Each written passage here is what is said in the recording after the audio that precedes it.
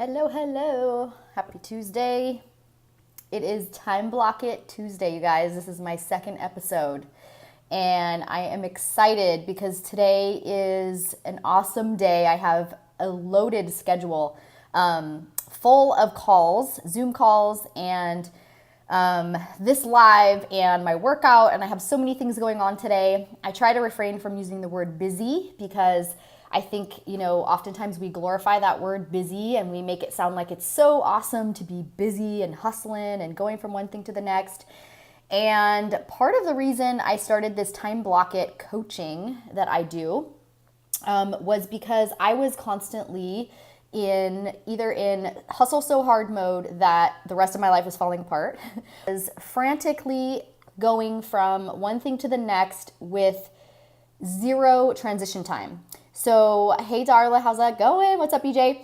You guys, tell me in the comments below when you hop on, what do you do? What is your job? What do you do for work? What is your passion? If you're not living your passion, you're not working in your passion, what would you love to be doing? Tell me in the comments so I can kind of connect with you guys and see who I have on. So today I'm going to talk about, just kind of how do you time block and why do you time block? And is it always about productivity? Is it always about hustling and being in action?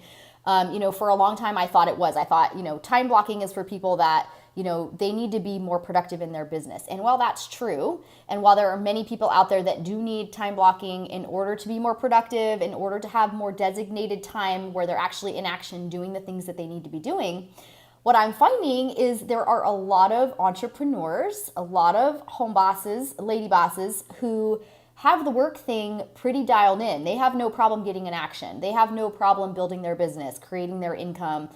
Where there lies a problem is creating intentional time for the other stuff. So a lot of the things that I've been talking to women with who I've been coaching is, okay, your business is booming, you're making great money, life on social media looks amazing, but let's be real and let's talk about how does your life feel when you come home, when the phone is off, when the computer's shut down, when it's time for bed, when it's a day off or a holiday or you're taking a break. How does life feel? How are your relationships? How are you? How are you doing? How are you nourishing yourself? How do you feel? Are you burned out? Are you hustling so hard that you're not making time for self-care and meditation and journaling and just stillness and just being, right? And practicing gratitude for all the things that you have and shutting it down and not being in that hustle mode. So what I find, what's up, Casey? My brother's on. I love you.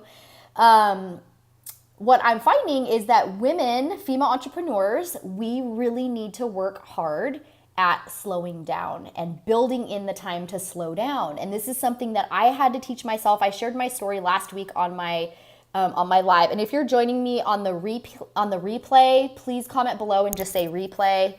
And let me know that you're watching the replay. And then, of course, just comment below if you're hopping on late or you're watching the replay. Let me know what you do. What is your business? What is your passion? What are you doing in life to generate income? Just so I kind of know who's watching and who I have. So going back to, how this all came about, I was, building my network marketing business. I've had my business for 7 years. I've been really building it full time for the last, I would say 4. And what I've found is common in network marketing and in this type of business, real estate, any business where you're required to take massive action every single day. The accountability is on you. It's all about consistency. You're basically creating income, right? So there's trading your time for money, or there's corporate America. There's the type of work where you go and you get paid to do X, Y, Z, right? Like you trade your time for money. You get paid to show up and do this work from this time to this time. You clock in, you clock out. You're paid for a certain job that you do. Well, in the business that I do, and for many of us who have home-based businesses, who have, we're self-made, we have created a business out of our passion, we have to generate income. We have to go out and create money. And, it requires a lot of our time and energy, and it requires, all hours of the day sometimes, and it requires sometimes going really hard. And what I've found is that it often leads to burnout. And I've seen it happen in my industry so many times, especially with women. It's a female-dominated industry, network marketing. In my company, I think it's like 72 or 75% women. So it's female-dominated. And we can get shit done, right? We know how to get shit done. We know how to hustle. When we see a goal, we're like, I'm going for it, right? And sometimes we forget that we are hustling and we're doing that work sort of tunnel vision with like all this energy and focus on that, and sometimes we forget about the other things. And so the story I shared last week is how I actually pushed myself into total burnout after a really hardcore run I did with my team. And we had an incredible month. We had our best month ever. It was the team was booming. We were doing amazing. The energy was high. Everyone was fired up.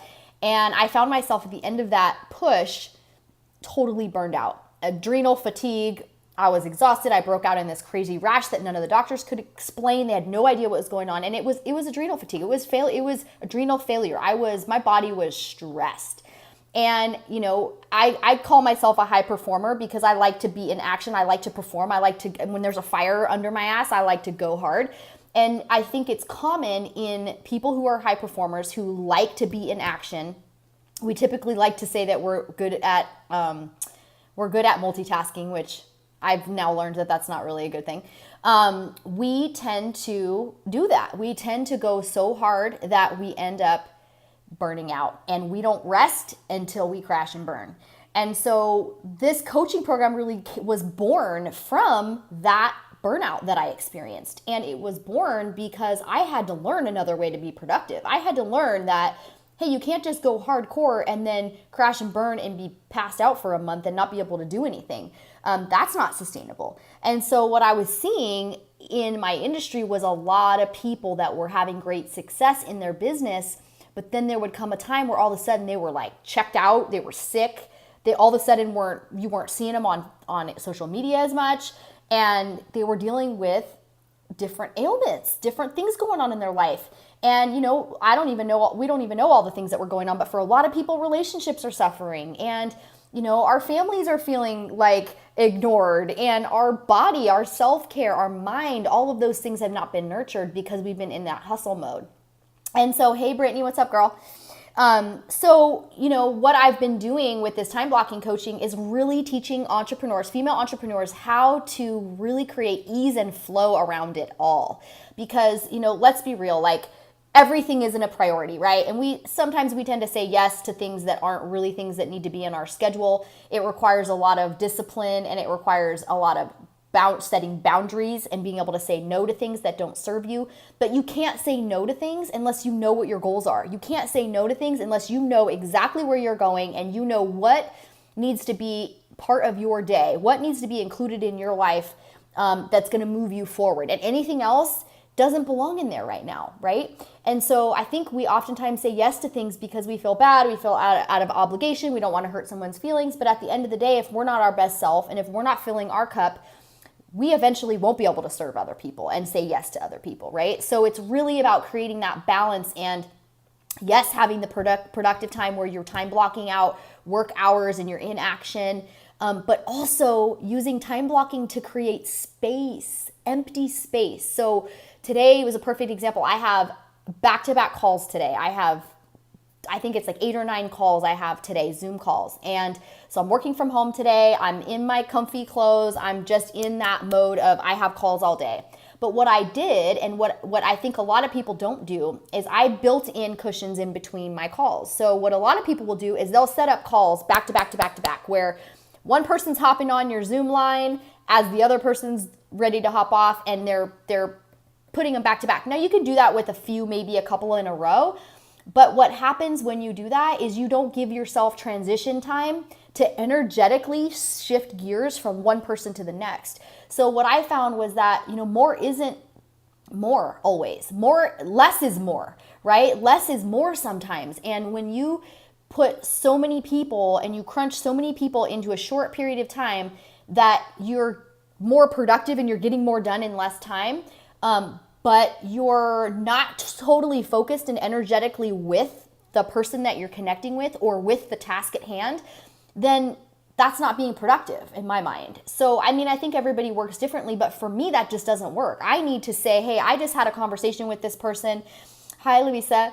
I just had a conversation with this person. I need 10 minutes, 15 minutes to like go get a sip of water, refill my water or whatever, make a hot tea, shift gears from this person's story and what they're doing and who they are and what they're looking for, and then transitioning into creating intention, setting intention for the next person that I'm going to connect with so that I'm fresh and I'm with them and I don't have stuff running in my mind from my last call. So I truly believe in creating space, not cramming so many things in. So today I have a full day.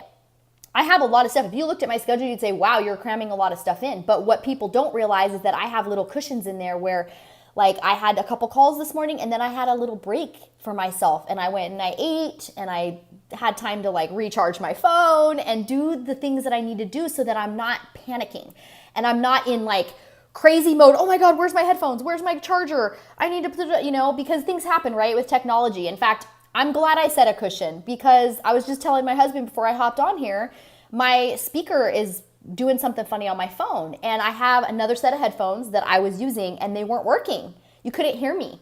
So I had to get that figured out before I hopped on here. Now, had I bumped things up back to back to back to back, I would have been panicking. I would have been frantic. I would have been like, how am I going to get on my live at the time that I said I was going to be on? And I'm a time blocking coach and I can't even get it together. Well, build time in for those things. Build a 10 to 15 minute gap in between things to give yourself space to breathe, to just chill for a second, to transition your mind from one person to the next or one task to the next. And, this is true for anything we do, housework, date night, whatever it is, the important things in our life that allow us to live our life and be productive and have the life that we have and show up for the people that we want to show up for.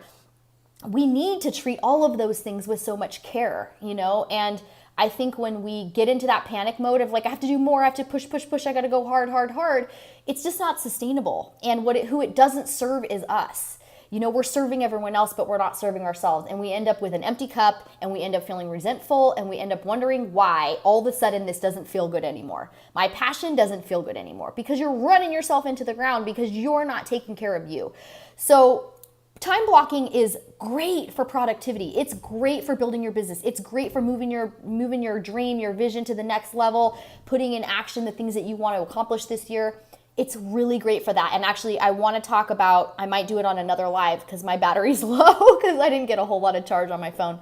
I wanted to talk about power hours and how powerful they are. And I'll probably do that on another live so I can do a good little section on it. Because I think for network marketers or for anybody who's in the business of human connection, you work one-on-one with people, you do appointments, you meet face-to-face with people, power hours are the shit. And they are incredibly effective. That is where you can do more work in less time because you give yourself maybe 2 or 3 hours a week where you're really focused on productivity and action in that hour, and you're literally setting up your schedule for the next week.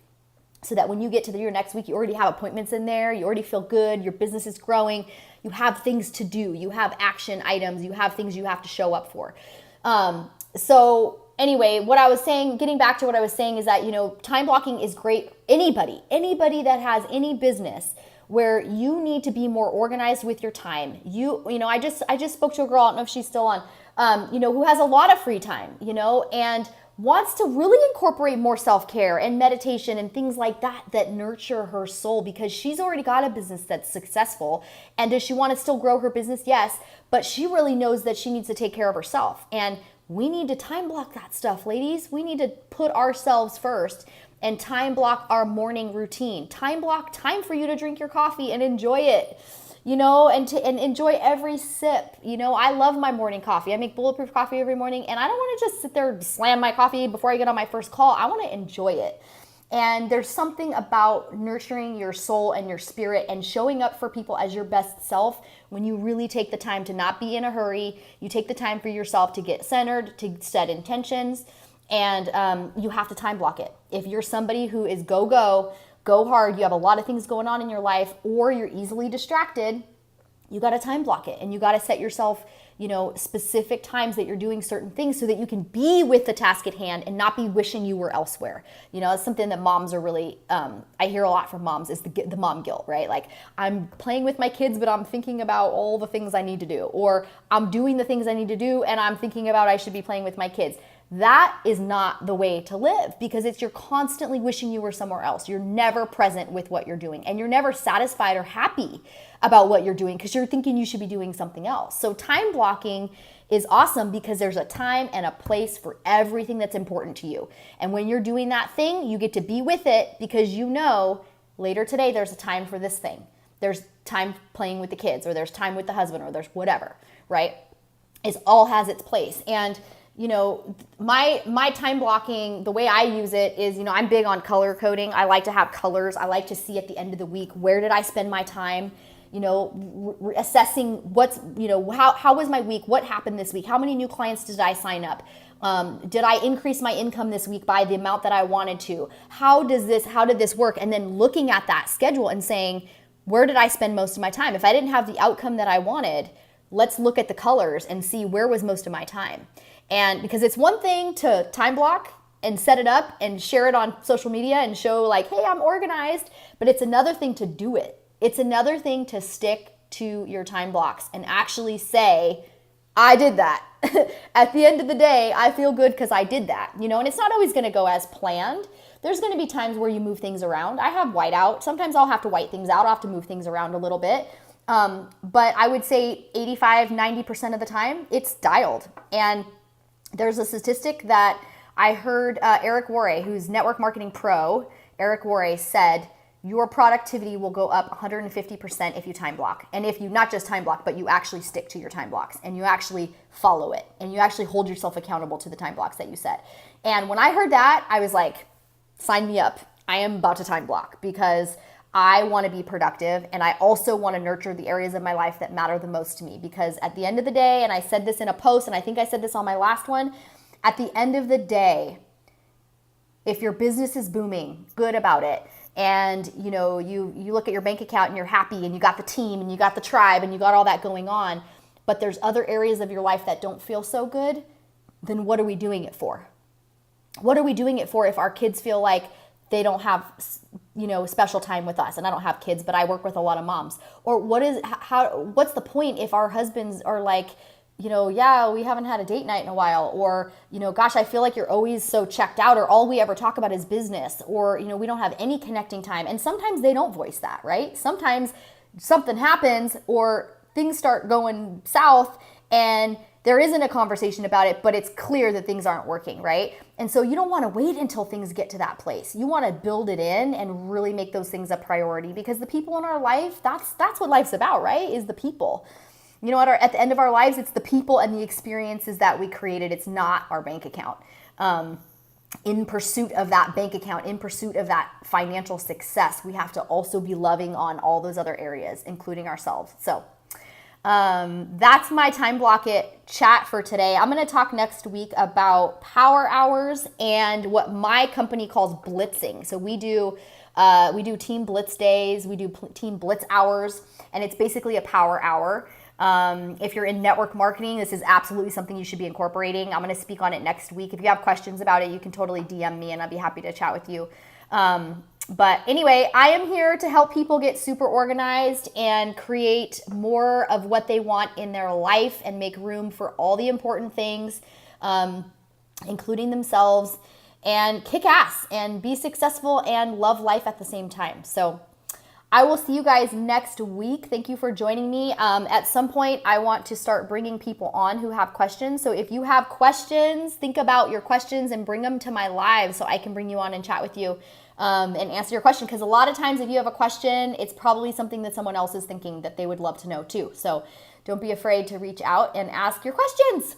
All right, you guys, have an awesome rest of your week, and we'll see you guys next time. Bye.